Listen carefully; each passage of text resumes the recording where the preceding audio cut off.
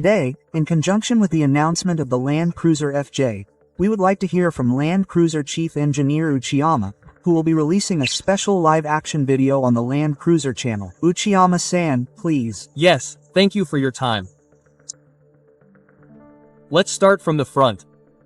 Since it's a Land Cruiser, the Toyota logo and the English letters are, yes, it's powerful and centered here. The headlights come in various shapes, including round and square.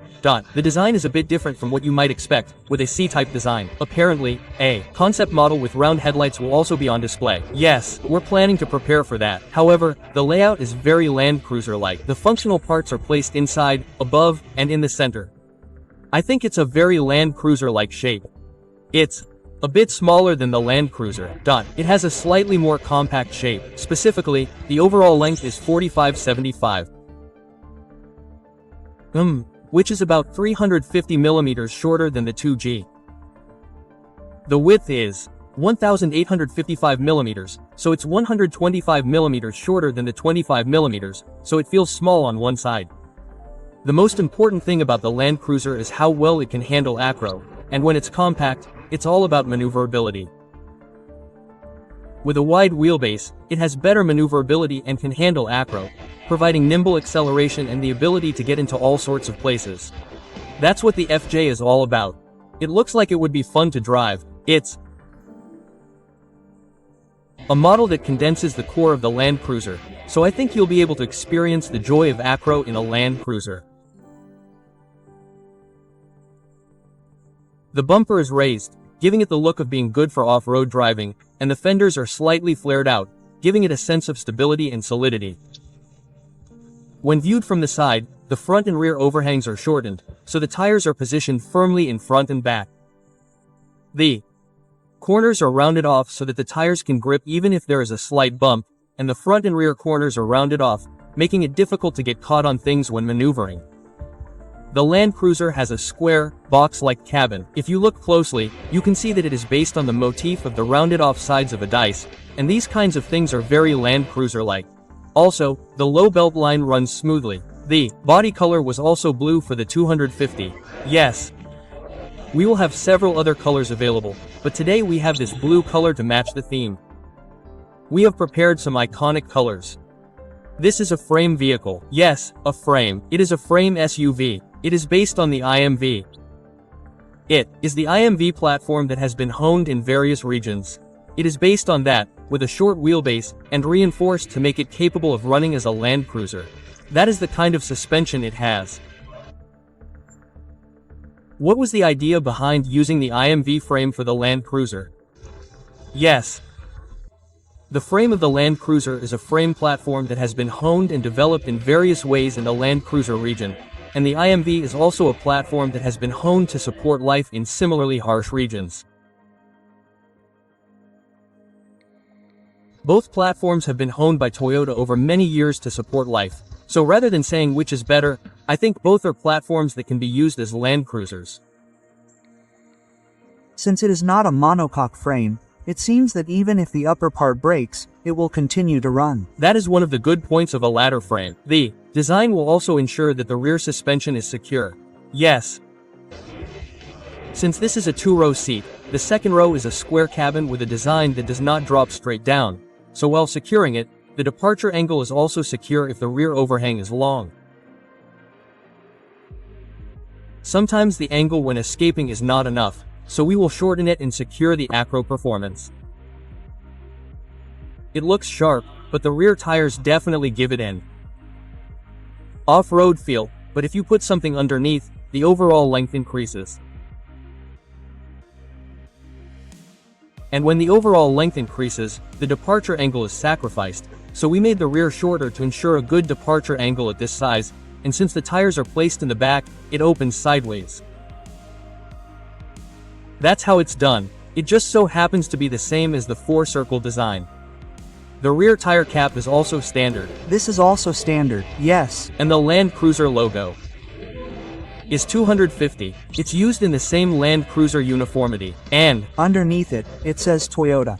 Yes, it's written in that style. Yes, it's not an oval, but a rosette. It opens sideways. It opens sideways. Yes, like this. Yes. Oh, I thought it was pretty sharp, but surprisingly, it's also two-circle.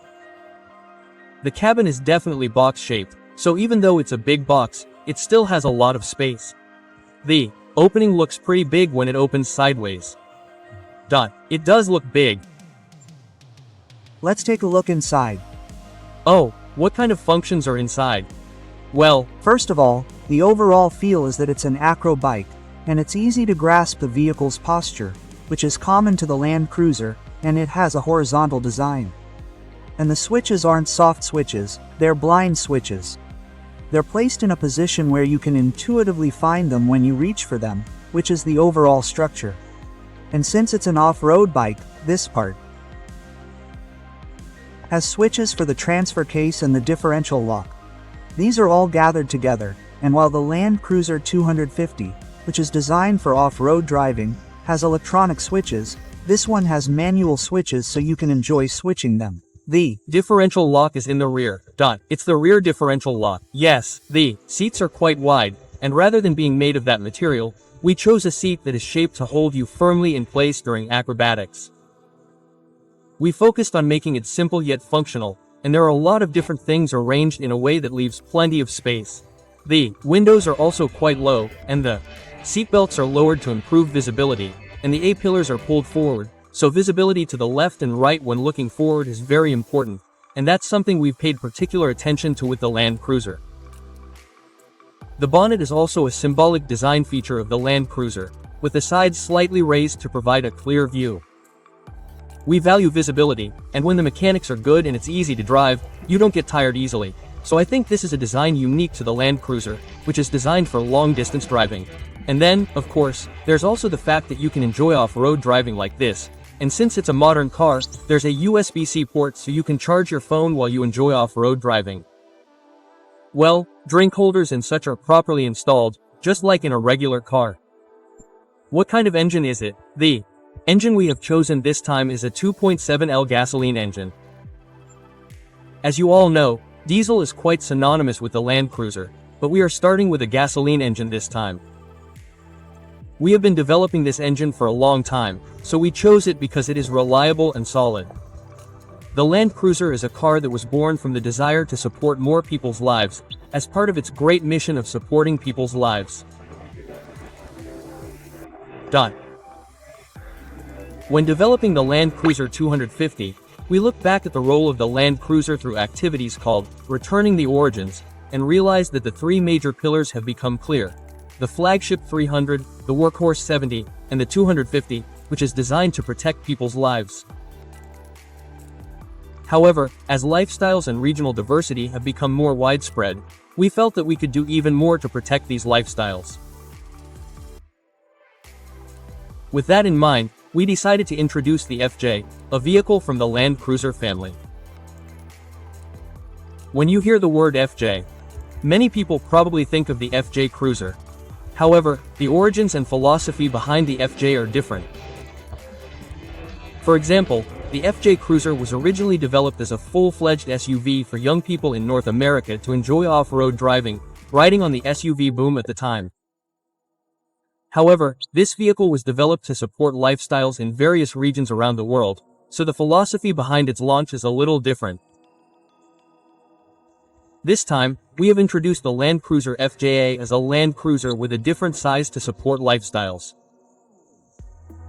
This Land Cruiser with a different size was developed to support lifestyles in various regions, and we believe that it is a vehicle that can be used effectively in Japan as well. By all means, this new Land Cruiser FJ is a car that is packed with the goodness of the Land Cruiser ness, so please look forward to it.